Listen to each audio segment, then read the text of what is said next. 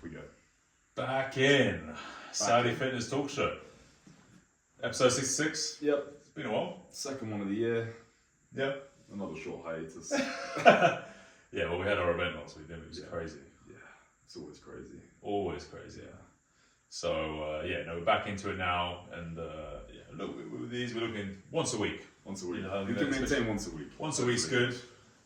Just with how things are going at the moment and busy, but I think it's good. I think next week we've got a guest lined up, which is cool. Yeah. In maybe a different location. Unbelievable. Imagine the first one. Saudi Fitness Talk Show on the move. On the move. Yeah. So, yeah, be nice. Up there. But today we're going to go through our news show. So we've got seeing what's going on really in the world. Obviously, there's a lot going on politically, as we know, but we won't get too much into that. But in terms of the fitness, wellness industry, lots of different stories coming up and things going on, plus some funny stories I'm going to share with Todd that he doesn't know about. I know nothing. So we'll go through some of the biggest trends that are being predicted for 2025 on the mainstream. We're going to see how Pilates instructors are feeling about the growth of Pilates in the industry. Okay. A lot of people get into Pilates because they're so passionate about it, but it's becoming very quickly corporatized and becoming a machine, isn't it? For sure. It's not always why Pilates instructors get into it. It's a bit like yoga. It's never why they get into it. It's not why you get into it. It's always starts with one-to-one. So we're going to talk a bit about that. I found an interesting article, maybe for some of you business owners out there, how to nail your soft opening. So a little 7-day checklist for new franchises and new gyms. Okay. So maybe something useful there. We'll talk through that, having done a couple of openings myself. Some New York Post articles, which are just fantastic, which are great. And then what's going on? There's some big players doing some big moves. You've got Tom Brady's autograph app joining forces with the US's biggest personal training application, Future. Big deal there. They're going to pump, drill baby drill. They're going to be pumping that app big time, which sounds really cool. I just read briefly, in the prep, going through that. This app sounds cool. We've got these social wellness clubs.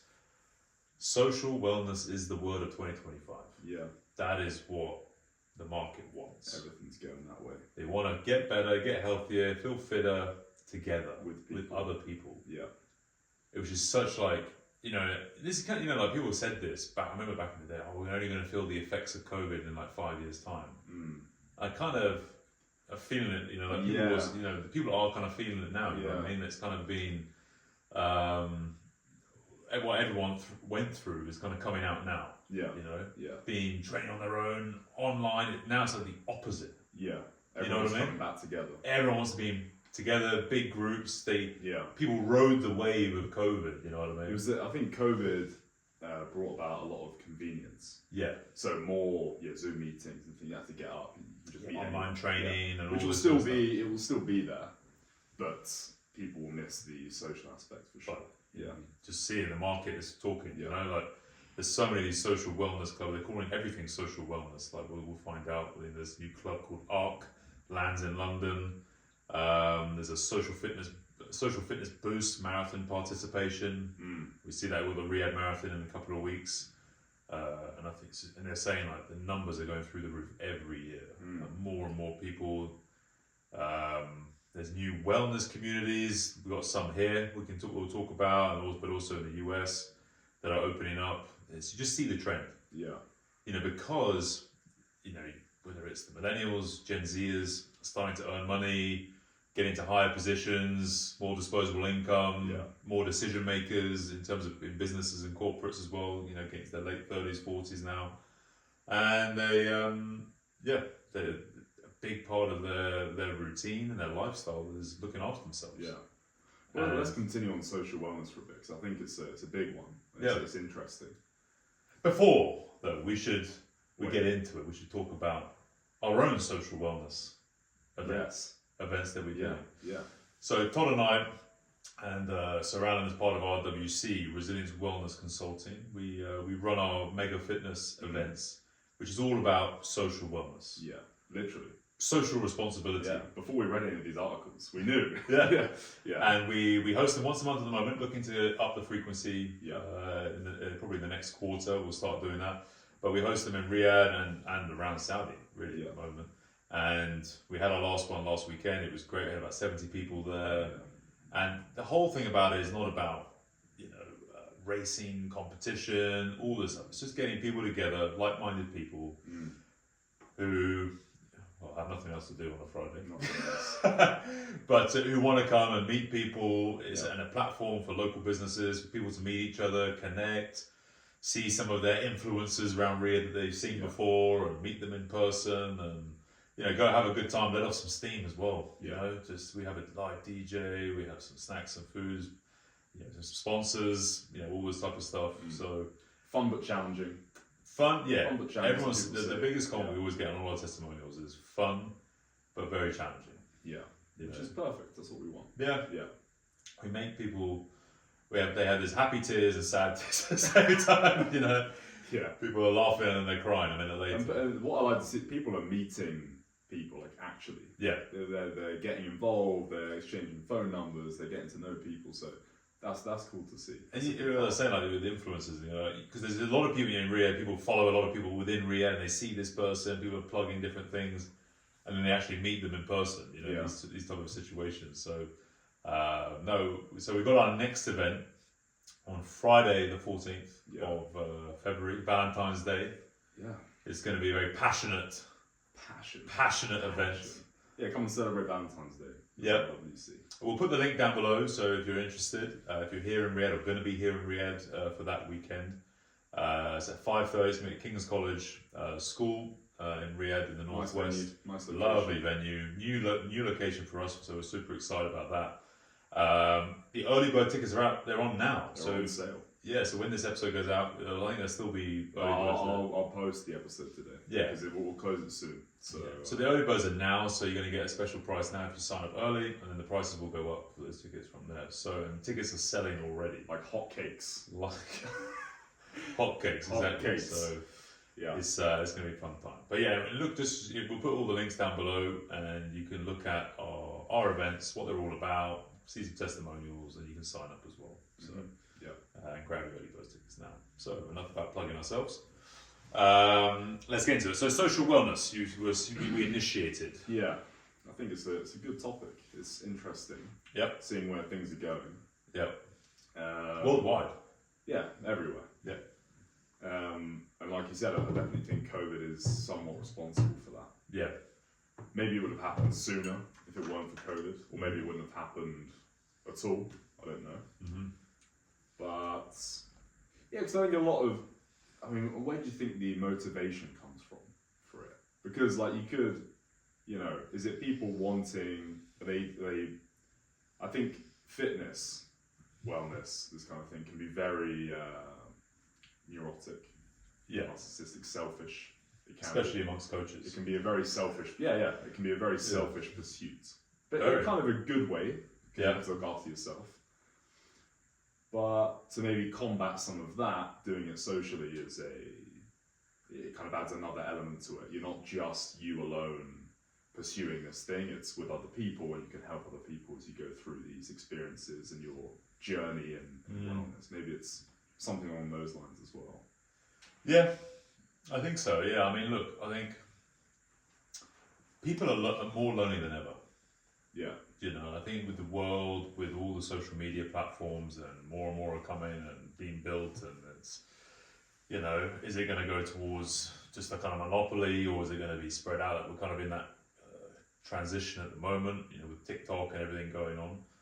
I think, people, especially, young men especially, you see it all about on the internet, young men especially have had kind of a hard couple of years, 5 years. It's all been the feminist movement, really pushed again.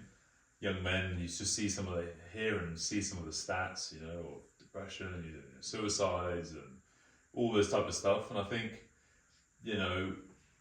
whether it's coming from the governments, the from family unit, which is being broken apart, especially in the Western world, people are just, and you see it in the UK, for instance, young professionals being like us, forced out of our country because there's just lack of opportunity, there's so much taxes and all this stuff, to move out on our own a lot of the time, to come to places like here, like Saudi Arabia, Middle East, Dubai, US, people are going to Singapore, and they're on their own. They're looking at like they want to be prosperous, they want to have a purpose, they want to provide, they want to protect, but they can't. Like, we know a couple of people here who are in that sort of situation, and they're like, I'm just where I was, I wasn't good enough, I've had to go somewhere else. So people are on their own, and they're trying to look for a connection, they're trying to look for relationships, and the thing with, all this stuff, it's very, a lot of people find their partners in the workspace. Yeah. But there's, can be issues with that. Yeah. And can get complicated. Yeah, well, I think especially now if you work for a corporate and these kind of things, it's not encouraged, is it? It's actually kind of the opposite. Yeah. It can be risky to pursue something. Yeah, well, we've known it from a business perspective. It's highly risky. You lose one, you lose both. Yeah. Normally. Yeah. So you're losing two for the price of one, basically. Yeah. No, two for the price of two, basically. Yeah. But you think one person's leaving, but then actually two will leave because they're unhappy and everything else. So we've had that multiple times, and and and because people are working harder than ever, long hours, and you see why, like especially in the medical industry, doctors, they spend so much time in hospitals, they don't get time to meet anyone else. Yeah. So they normally go out. Doctors go with doctors, or nurses with nurses, whatever it is, and which is fine, but some people it works with, which is fine, but then other people it just because it's just too much, and all you ever talk about is work. And like teachers often go out with teachers from the same school because they spend so much time at school. Yeah. So I think people just I was listening to something the other day. I can't remember one of the podcasts I listened to was saying that the need for third spaces between home and work. Yeah. And this is why like the boom in social wellness clubs is booming. Yeah. And it's just increasing, whether it's, is the social wellness club the gym or, the UK, in my pubs was kind of the old third space. It's the original social The old third space. Yeah, it was. They have refreshments. And especially according to Jeremy Clarkson. They have sports. Yeah. Darts, pool. It's actually the original social wellness club. Yeah. Yeah. And you've got Jeremy Clarkson bringing wellness beer to the table. Fantastic. And then eventually, me and Todd will start up the first. We're going to do it. The wellness pub. The wellness pub. In the Saudi Arabia. It's going to have a gym. It's the ultimate business model. Ultimate. Yeah. Ultimate. Salted peanuts. Pre-workout, or, just to get them. Salt. Just salt. Just salt. Just little bowls of salt. Get really, really dehydrated. Yeah. Just so much salt. Yeah. Then you train. Yeah. So you just veins are popping out. It looks great. Huge. Just so much salt in it. Huge. And then once you finish training, you go and after you detox, you go and retox. Yeah. In the pub. Yeah, just a nice cold one. Fantastic. Just to wash it down. Ultimate. All that lactic acid, just washing it out, cleansing. It's so good. It's the ultimate, post-workout recovery. You can have like a big, pub lunch. When I was home at Christmas, like I would get home from the gym and I would have a beer. Yeah. It feels great. Yeah.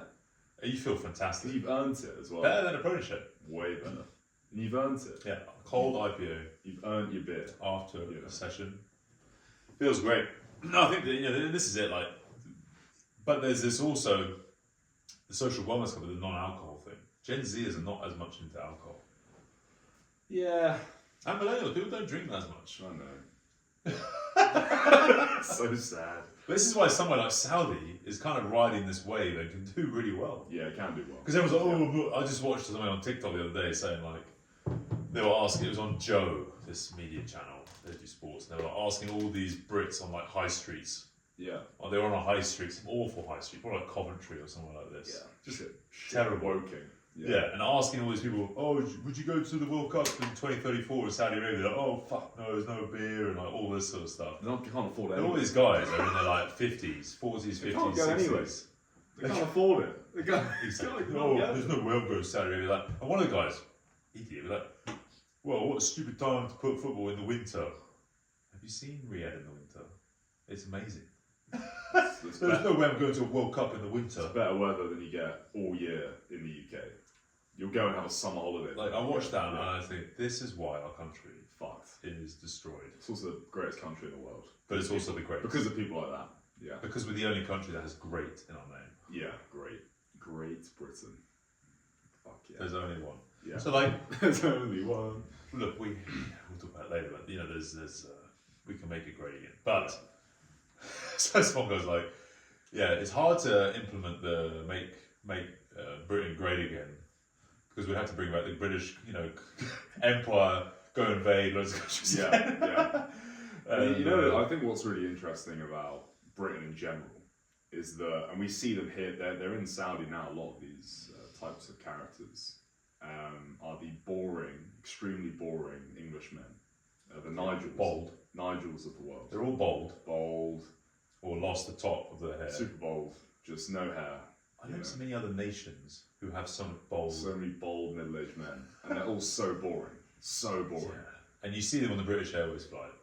Just sea of eggs. Sea of eggs. Yeah. And then they about an hour and a half into the journey, once you're going back to London, they all stand up, all go back to the back of the plane, or into what are those areas called, where the bars are and everything, and they just stand there, just, if they're 4 GDs please. Just drink. 4 bottles of wine Get please. Hammered. Yeah, and they have no... And then they arrive in London at 5 a.m. Not Absolutely steaming. Have another one. Cab, back home. Yeah. That's the Nigels of the world. And the worst when you fly back to Saudi. What you have to remember is that our country was built on these men. Yeah. These are formidable foes. Yeah. Some of the most formidable, just Nigels. They're so boring, but they get on the back of a horse and they go and, take down the French army. Yeah. They're so boring. They have no personality at all, but they're just incredibly powerful. Yeah. I think it's interesting, and we need to use that spirit of boring, middle-aged, bold. Yeah, the thing with the Brits is being able to, because everyone's so depressed in the UK and hates the weather, which has a huge influence. Because the weather is so shit for 6 months of the year, or actually 9 months of the year. It's the whole year. Even the summer is because people get excited that the weather might be good in the summer, and then it gets so hot you can't do it, and it's too hot, and then it rains. Because all our houses are insulated. Yeah, just thick into fiberglass. And fiberglass. Yeah, and it's awful. So I think we're one of the only nations who can really take the piss and laugh and make jokes when we're in such bad positions. Terrible situations. Terrible. Yeah. You know what I mean? Because that's the only way to get through it. We're good at that. Because that's why we talk about before, the military, why we probably have the best military in the world. In terms of special forces, especially, and everything else. Because we can deal with such shit situations so well. Yeah. When everything is just so bad, we can still laugh and make fun of ourselves. Yeah, that's good. So we got all the right traits to be good. And the Nigels, just no emotion. They didn't care, but they'll just couldn't care about anything. Yeah. Yeah. That's why they get stuff done. All they want to do is just have enough money, just to go down to the pub every single day. Yeah. And then watch X Factor on Saturday night. X Factor Saturday night, fall asleep with a bag of M&Ms just on their stomach. Yeah, that's it. That is it. Just do the minimum now. Because even now, there is zero incentive to earn more than 50 grand. No need. As soon as you what was it, the stat that came out was crazy.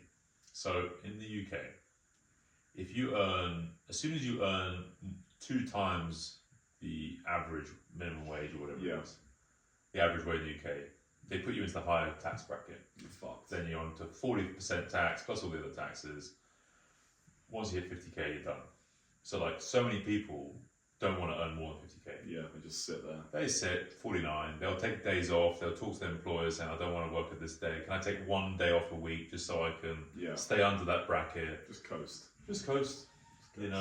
So whereas in the US, it's once you hit 8 times the average wage, incentivizes earning more money. Basically. Then you get slammed on with a tax. Yeah, and that's even with all the Democrats in, and that's probably going to change now with Trump and everything. But 2 in the UK, 8.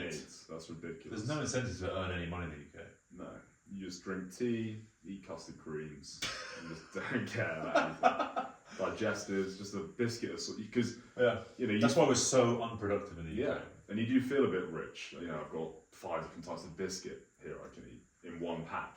I can buy one multi-pack of biscuits. Yeah. I've got bourbons, I've got custard creams, nice biscuit. I've got everything. Bourbon's the best. Yeah, malted milks. I have a Shortbreads. Some Scottish shortbread. Fantastic. All butter. Yeah, all butter. I ate a whole pack. They come in. I ate a whole pack. They at are Christmas. so I couldn't stop. good. Can't stop. I couldn't stop. Just butter and sugar. Butter and sugar. It's That's white. It's, Yeah. It's covered in And sugar. they come in like a fancy pack, and, they're And still it's like great £2. because your fingers swell instantaneously. Your joints are just fucked. Yeah, your rings are just like. Oh yeah, I cut could your get a ring finger. off. No, Instantly, your fingers are fucked. perfect. You give yourself arthritis in one mouthful. Yeah, just in one packet of biscuits. Yeah, wash it down with tea. Oh, Brilliant. Brilliant. shortbread now. Shortbread. and I love tea. inflammation. Yeah, it's so good for you. It's Inflammation. great. Yeah, Just I get think bigger instantly. it's just instant pump. Yeah. Yeah. Inflammatory foods. I think it's excellent. Pro-inflammatory. Oh, forget all this anti-inflammatory. You look like Yeah, pro-inflammatory. yeah, pro-inflammatory. That's what we need. But some of these bodybuilders actually inject themselves with like pro-inflammatory stuff. You still goes in with custard creams, man. Just, I think some people in the UK do. Yeah. So no, I mean social wellness is it's the wave. Yeah. It's the wave at the moment, and you see it everywhere. I just showed you before you were listening to. There's this guy in the UK, Harrison. His name is. It's probably going to play now. He is planning. Let me explain. Okay, let me see if I can actually work. My name's Harrison and I'm building a wellness. I hate TikTok. My name's You're Harrison. too old for it. I'm sorry. Building a wellness. Yeah. Okay. So there's this guy called Harrison. I'll play it through the microphone so you can listen to it. But this is where it's going. He looks like a Gen Zer. Yeah, he's got a fade and you know. Yeah. He's stylish. Looks Yeah. like he's in London. But he is planning this. Sell a members club that won't sell alcohol. Let me explain. We anticipate that in 2023 and beyond, the distinction between wellness and hospitality will increasingly fade, merging together. As people seek to blend their health and wellness with their social lives, I think there'll be a growing trend towards people wanting to experience these social moments without alcohol. Now, how does this theory affect our concept? Well, we've decided that our wellness club will prioritise social well-being, but making that social space booze-free. Our aim is to break the barriers to connection that alcohol often lowers by offering unique event programming such as cacao ceremonies. Do you think this is the He right ruined decision? it. Let me know Fucking in the ruined comments. it. My name's Nah, Harrison. he's a dick. I think you just can't get an alcohol license. I don't think. Look, I get it, but once again, But this is the trend. trend. I think it's like all things. It's another pendulum. It's But yeah, the another- trend. The it's trend another is trend. it fades out. It'll come It'll in fade out. and then it'll fade out in like 5 years. People will want something. They And want Brits something. rely too much on alcohol. Yeah, they will want something to enhance the experience of these. And they'll have to be Cadbury's. I'm sorry. Cadbury's cacao. I'm sorry. Cacao is not enhancing the experience. No. What is it? Look, Chocolate. yeah, it's just chocolate. Like, It's if chocolate. you're gonna do that, get some ayahuasca. Go do it. Go do it properly.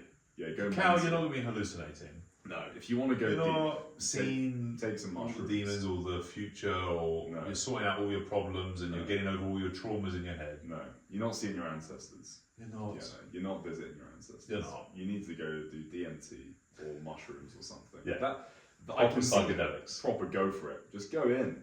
Yeah. Stop. What's cacao doing for you? Absolutely nothing. Honestly, Zero. Nothing. It's not even giving you magnesium either.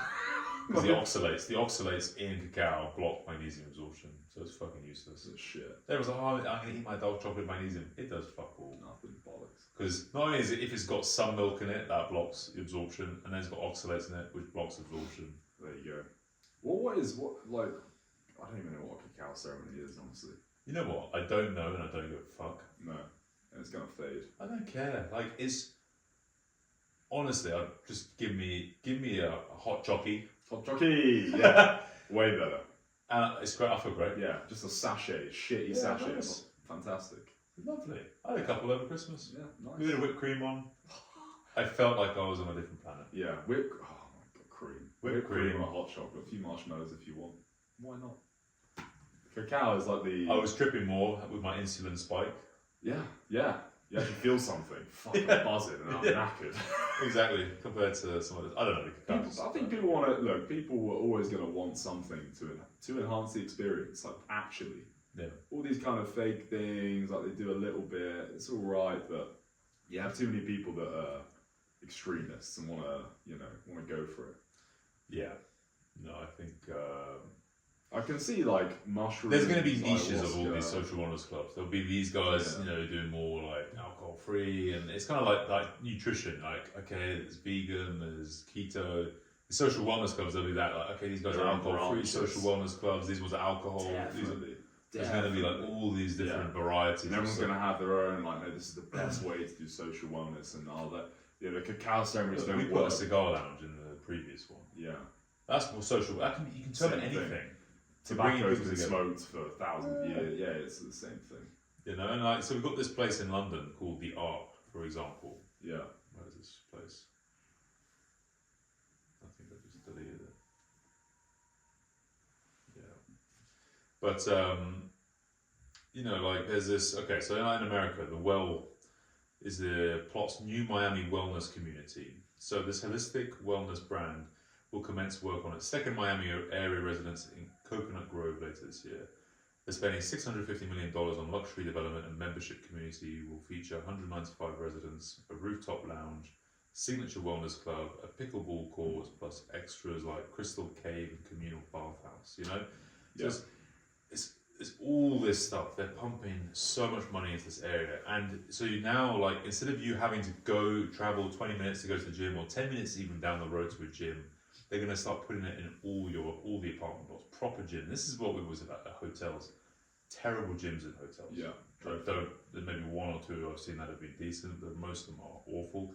They're going to renovate all their stuff, and all these condos and apartment blocks and compounds here will have to up their game, because younger people, when they go somewhere, they look at the gym. Yeah. That's a massive selling point for younger people. Yeah. Nigel doesn't give a fuck. Bold Nigel doesn't care. Capitalising on a wellness real estate sector expected to surpass $887 billion by 2027. Shit. So it's scaling a network of clubs, condos, and hospitality programs. This company. To be fair, yeah, I mean, look, it is a ball ache to travel to a gym or to a club or whatever. If it's in your home. People look at Amazon.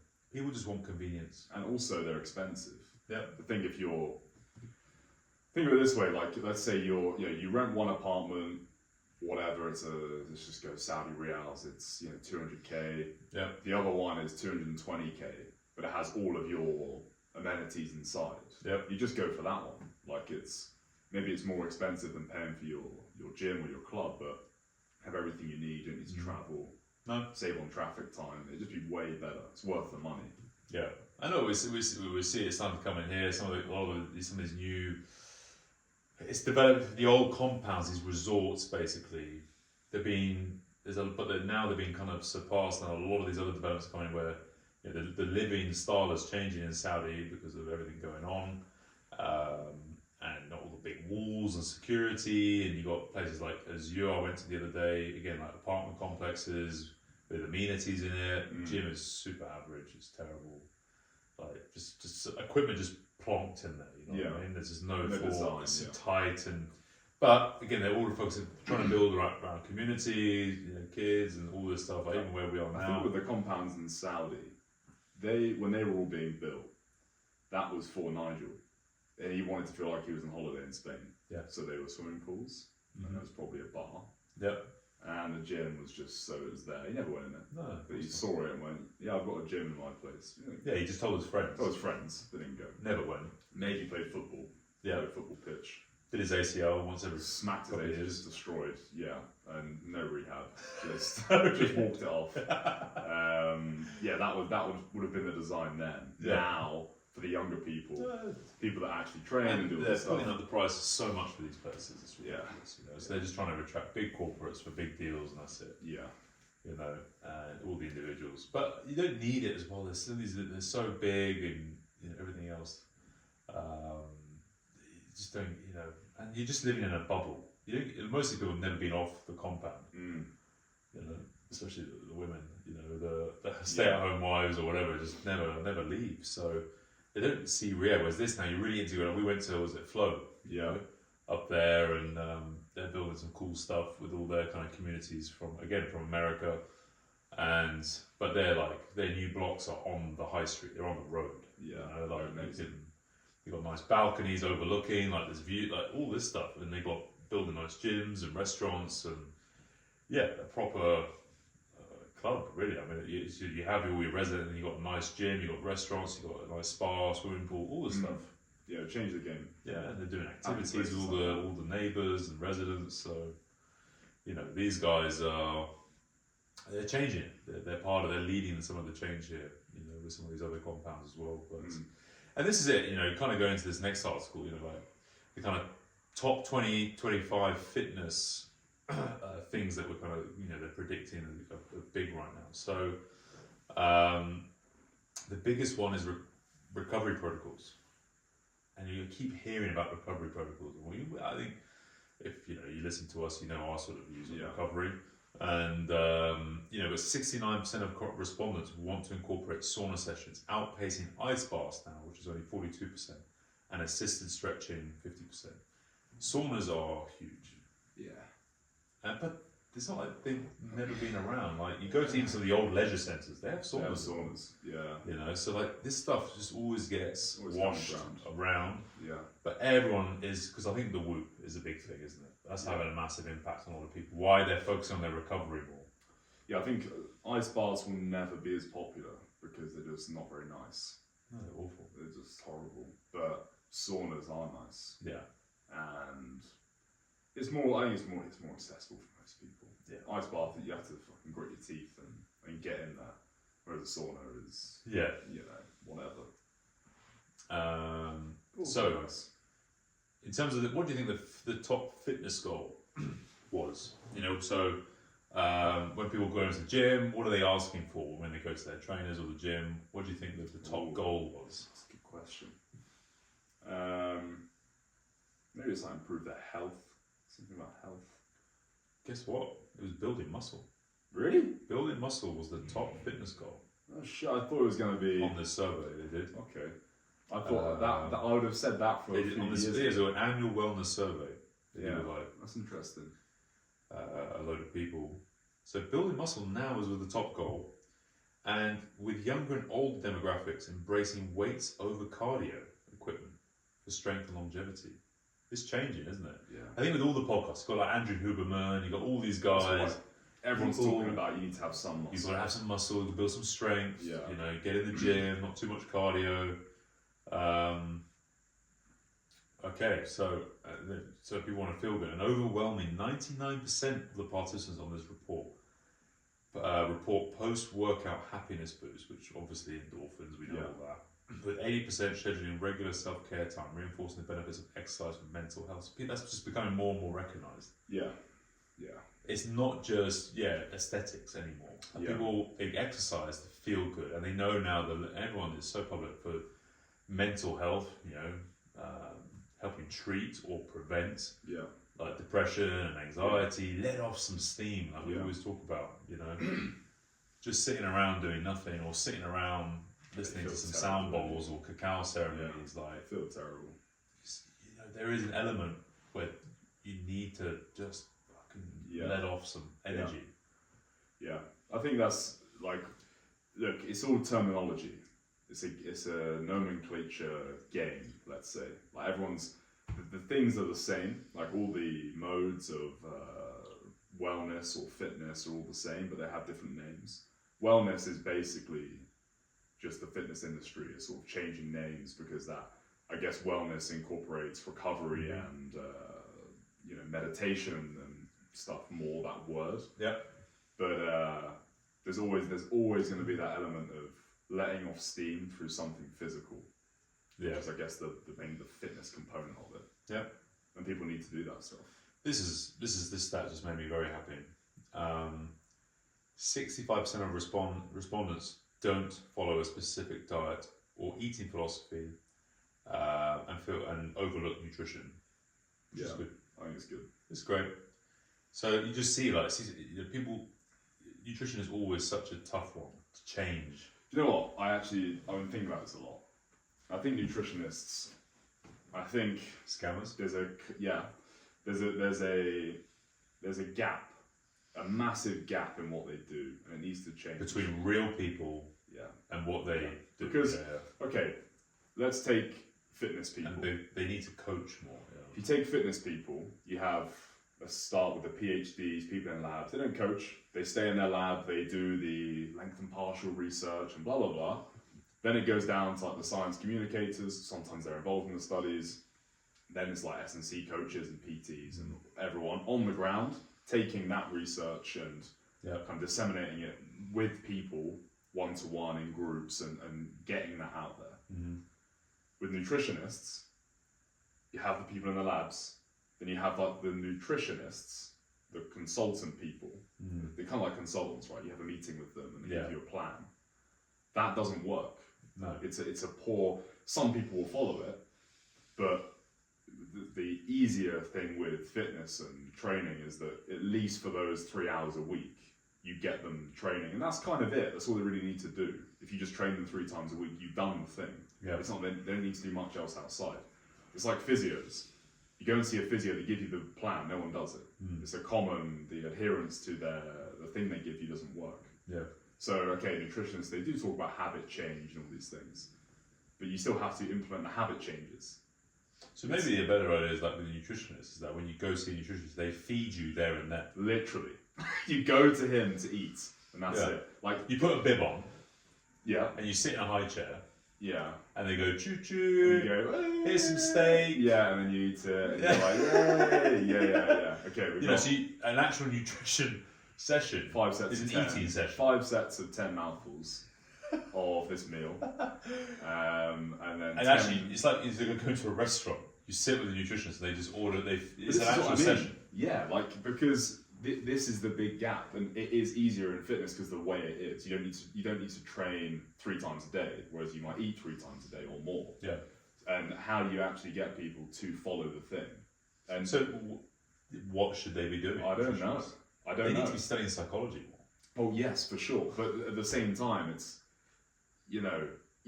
maybe that is the route to go. And coaching. They're actually psychologists. They should study more psychology than nutrition. All of the nutrition information you can get at your fingertips. It's like if you're a coach and you just give programs, that information is everywhere. If we put in ChatGPT, write me this program for blah blah blah, and then you wrote one and we compared it, and then someone ran through it with no coach for 2 different people, the results are going to be kind of similar. Okay, it's not going to be massively different. The AI program might be slightly better, it might be slightly worse, but overall they trained and they moved and they did 80% of the thing. The 20% difference is the coach versus the AI. Whereas the nutrition is not like that, because nutrition is the same. Like, as in, if you ask the nutritionist for a program, ask AI for a program, it'll give you the same thing. However, the coach gets to see the person all the time. That's the big difference. The nutritionist, you see them once a month, and they say, "How did you do?" I think it's very hard for nutritionists, and from clients, that's why I don't touch nutrition anymore. I used to, but not anymore. I just don't care. I think nutritionists should focus on opening restaurants and places to eat. That may be a better, actually go that route, because open up a bloody chain like McDonald's where people easily can go eat. I love McDonald's. It's fantastic. It's a brilliant business. It's actually an amazing business. It's incredible. Anywhere in the world you go, you can go and get a double cheeseburger, and it's 99% the same everywhere. So it's basically the same thing. Now, if you had drive-through whatever food that was easy to eat in a wrapper and packed and quick, but it was healthy, that would change everything. So actually, so nutritionists are some of the most narcissistic, selfish people. Why aren't you just going out there creating restaurants? Go and do some capitalism. Make some fucking fast food just chains. Preach. Call it fast food. Don't even. But just it's a way healthier option. Sell burgers, sell things, whatever. But just make them much better for you than what McDonald's is doing. If a good few businesses start doing that, the other ones will change and become a little bit healthier, and it will just elevate everything. I think, because it's. I just don't think. The current model of nutrition just doesn't work. Doesn't work. It does not work. It requires the person to really have to change their lifestyle. What about which is- life coaches? which is hard. What can we do with these guys? It's kind of similar, you know what I mean? It is similar, but look, there are things that do work, like therapy and all this kind of stuff. It's, you know, you sit with someone once a week and you consult and people change. It can work, but I think eating is just, it's a different game. It's Such a cultural and social, you know, when you're with family, Yeah. like all this stuff, like it's Yeah. very hard. Like, you know, we you know, God, that's why, like, when being here, especially here, you talk to clients and like, right, this is what you should eat. Yeah, this much protein. Okay, so what's happening tonight? Where are you going to eat tonight? Yeah, I'm going around to my cousins and we've got a just gonna eat whatever's there. feast of stuff. You're and gonna eat this. whatever's there and that's it. And like, what about tomorrow for breakfast? Well, you know, they bring all this stuff into the office. 'Cause Yeah. here they love bringing food Yeah. like, in the office, you know, environment, all that. You're like, well, this guy has no chance. And I think if you just compare it to like the PT model, let's say, someone might not really want to change that Yeah. much, but they can still get themselves down to the gym 3 times a week and Yeah. let kind of someone do it for them. Mm. That's essentially what it is. It's just one step away for them lifting for you. It's like literally that close, right? Yeah. So, and it is only a few times a week. It's not all the time. Yeah. So, as a nutritionist, you have to become more of a therapist. Yeah. I think do. rather, yeah. Or go the capitalist way and just create your own restaurants. Build Yeah. your own business But a around two-pronged your approach. philosophy of nutrition. Yeah. Yeah. And start opening a restaurant somewhere. Yeah. I think imagine That if, just makes sense. it does make sense. Yeah. Get a chef. Like, this is how I want my clients, or this is my philosophy of how to eat. You're going to cook it, Yeah. and then you give it to people. Yes. And Sell then- it to people. And that whole business can also do like the nutrition consulting and whatever. Like they can have a clinic, let's say. Because you'll attract Yeah. the people who would like And or you say all of the food here is, you can basically pick anything off the menu and I'm happy with it. It's all been designed for that. And we're Yeah. opening more branches. instead of writing all these recipes for your one client, Yeah, it doesn't even cook. put it into a restaurant, write a whole menu. Like imagine, if there were as many, you know, like what this chain was saying, like a drive-through Yeah. healthy thing, and there was common as McDonald's. Mm. It would change things Yeah. because it's convenient. You're driving home, it's late. I'm just going to pull in here and grab this, whatever, something healthy food. It's a big job, obviously, but We should set that up. We set up like a carnivore yeah, you go and you drive through just a steak and eggs. steak. And egg breakfast. Yeah. Perfect. Yeah, it's fantastic. Good coffee. Yeah, things like that, just good food. Yeah. Because a lot of that food is quick as well. Yeah. Doesn't Steak and take eggs long. is quick. Yeah, you can have all like already Half. Yeah. the steak kind of what's it called? Yeah. Just Put it in see it the on the bag. top and bottom. Yeah, or it would be you cook it in the bag. You know how they like steam it? Yeah. What's Yeah. that called? Reverse Okay. something, I don't know.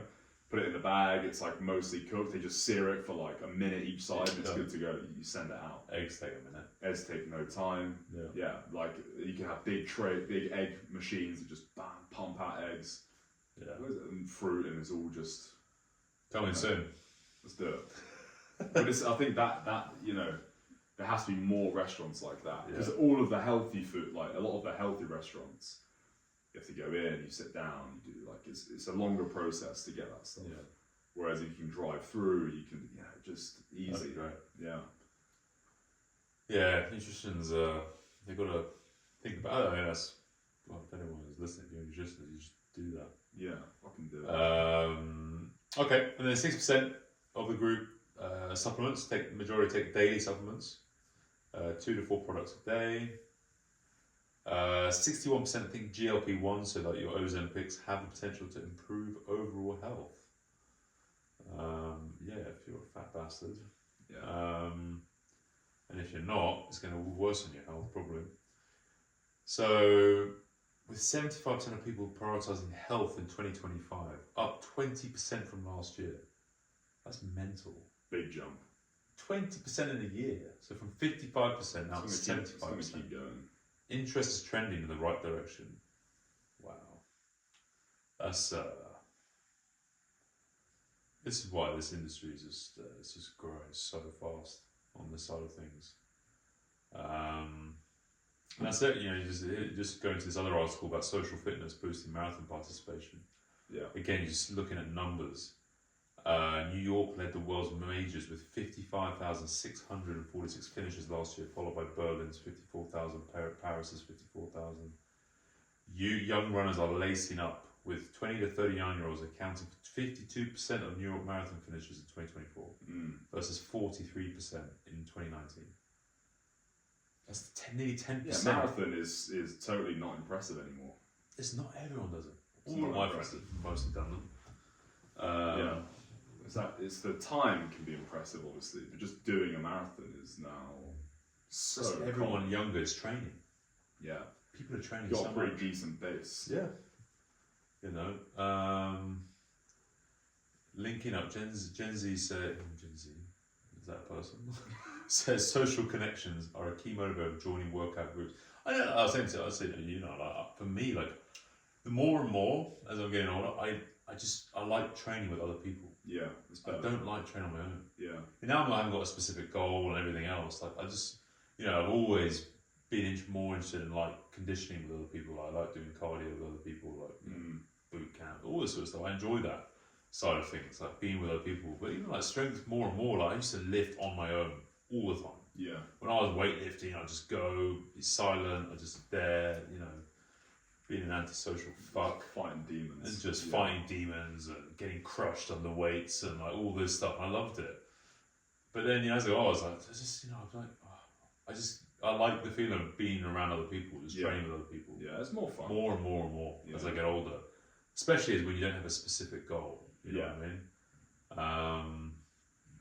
What's this? Fit check. Merging sport and lifestyle. Super cushion shoes, technical apparel, GPS watches. Yeah, you know, people running is on the run, and all this just group exercise. You know, we talked about Les Mills, you know, the other day. You know, these guys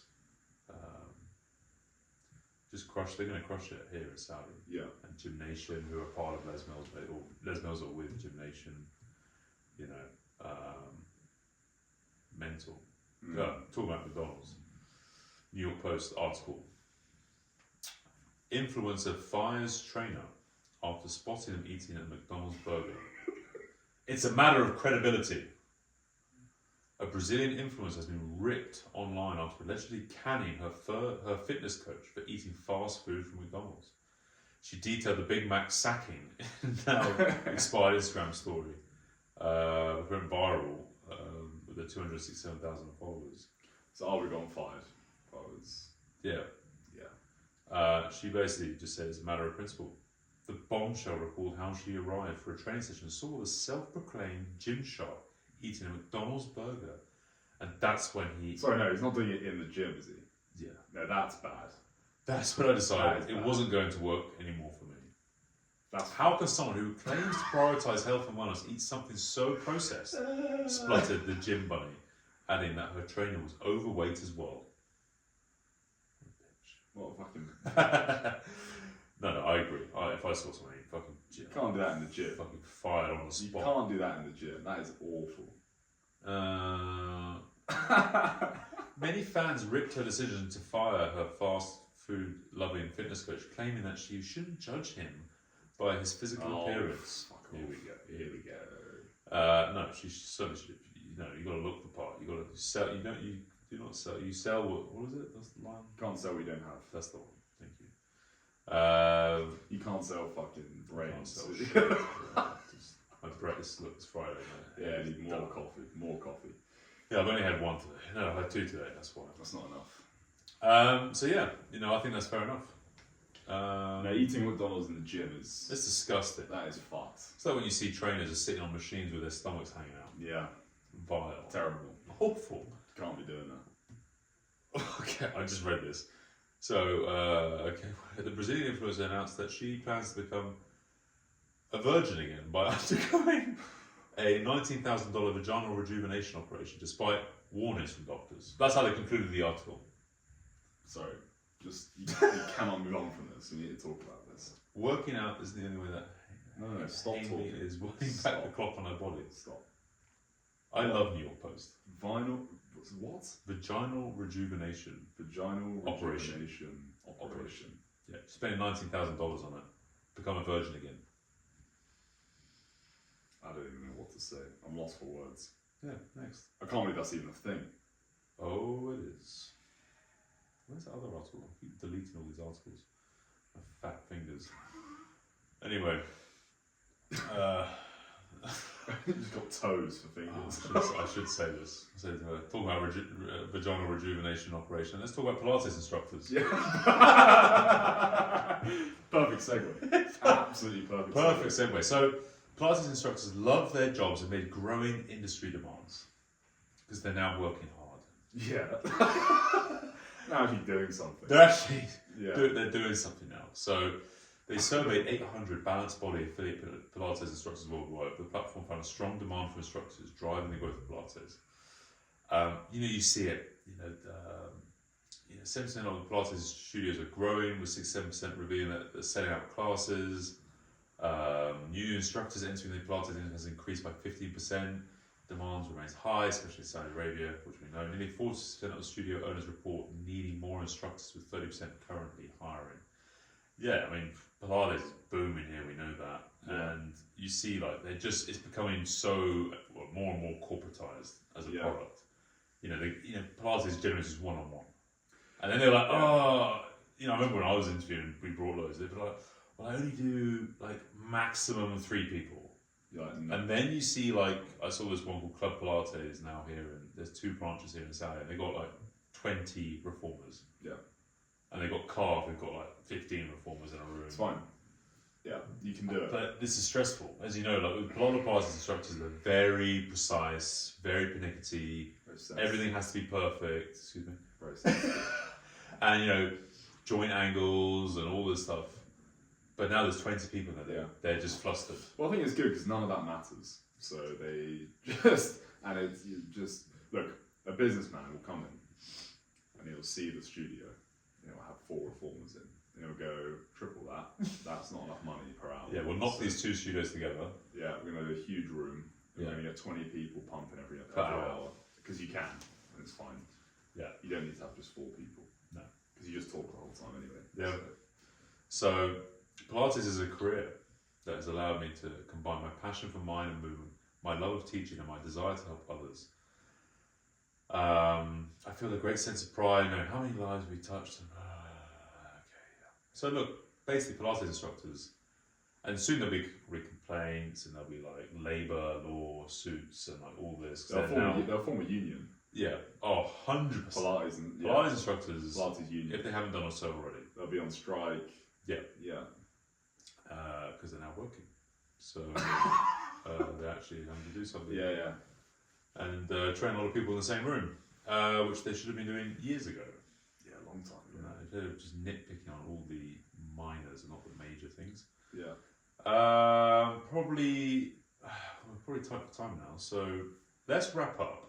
Go with a few other things. It's like lifting, isn't it? Like if you go into those big like US colleges. They've got the racks. 40 guys doing back squats. The coach is fine.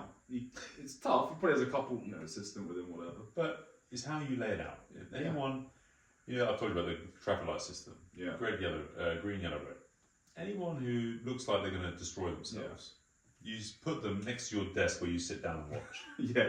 You're going to be in the rack right next to me. Yeah, all the retards are here. Yeah, so I can keep an eye on you. Yeah. While I just sit, have a cigar, watch you guys go. Coffee, cigarette. Just chill. You're going to say that so I can keep my eye on you and then kick you every now and then. Or poke you with my stick so I don't have to stand up there. Stick, I poke, Yes. chest up, smack the back, knees out, whatever, And the guys who are greens, down the end, just follow the program. add more weight, good. Yeah. That's the Kazakh way. When I was in Kazakhstan, all the guys he needed to keep an eye on, basically, the guys he knew who were going to get Olympic gold medals, they were next to him. Yeah. Didn't care about the rest. Everyone else down the end, fuck off. You're not important. And this guy's like probably 80 odd years old, this guy. I can't remember his name now. Poor guy, rest of his soul is now dead. But, he was like Ilya Ilin's coach, he was the Bulgarian coach, he was Ivan Abadjev's right hand man. Yeah. This guy was just a weapon. Pharmacist. Yeah. And so, like, he would have the guys and girls who were going to win gold medals around him on track for that. Everyone else is down the end. You're not important. Don't care. No. Just lift. Keep dreaming. Yeah. You can be here, destroy your life, just trying to pursue weightlifting, and it's going nowhere. And he knows. Doesn't care. Doesn't care. They're all cannon for it. The amount of people, he's destroyed their lives. If you can't make it through, it doesn't matter. His program was the highest volume, highest intensity, highest frequencies. Yeah, it's survival of the fittest. Some programs are low volume, high intensity. His is just high volume, high intensity, high frequency, high drugs. And if you survive it, you'll be an Olympic champion. Yeah. If you don't, you're injured for life. Yeah. Fine. It's fine. It's fine. He's wrecked so many people's lives. Yeah. Doesn't matter. But got all the gold medals out of it as well. So that's the process. We've got a champion. So I think, we've been watching all the story. I think it's worth mentioning though, to wrap things up. Look, now Saudi, there used to be a couple of years ago, nothing going on. Yeah. Now there's quite a lot of things going on. It's quite a lot. Especially in fitness. So let's mention some of these things that are coming on in the next few weeks. We've got the Riyadh Active show, the kind of the first like bodybuilding, like a body power type of show, isn't it? You know, what other ones are out there?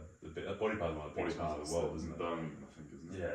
So we've got Riyadh Active, that sort of thing. There's going to be a bodybuilding show going on. There's always different types of exercise shows going on. That's on February the 7th and 8th, I believe, at the arena here in Riyadh. Got Beyond Active.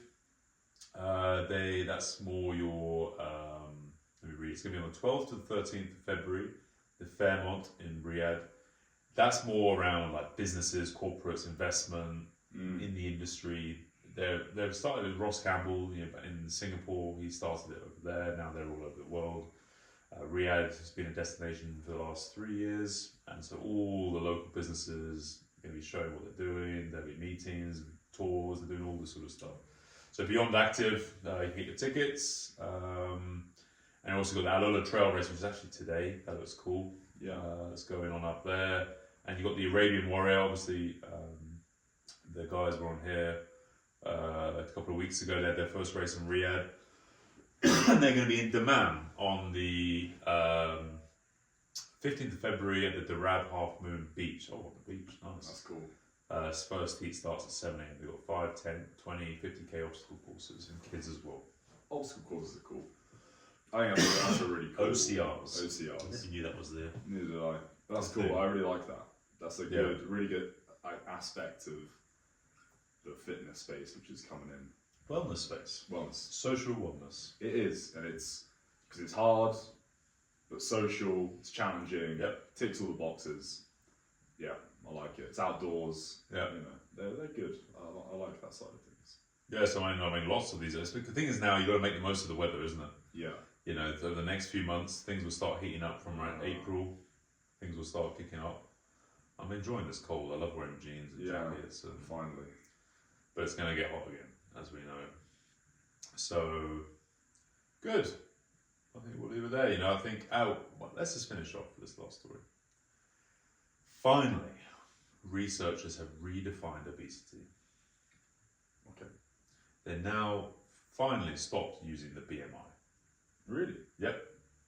So an outdated assessment, body mass index, BMI, is often criticised for labelling those with high muscle makeup as obese while missing other symptoms. Declaring it inappropriate as a sole health metric, the group called for waist measurements plus body comp and organ function diagnostics as a standard protocol.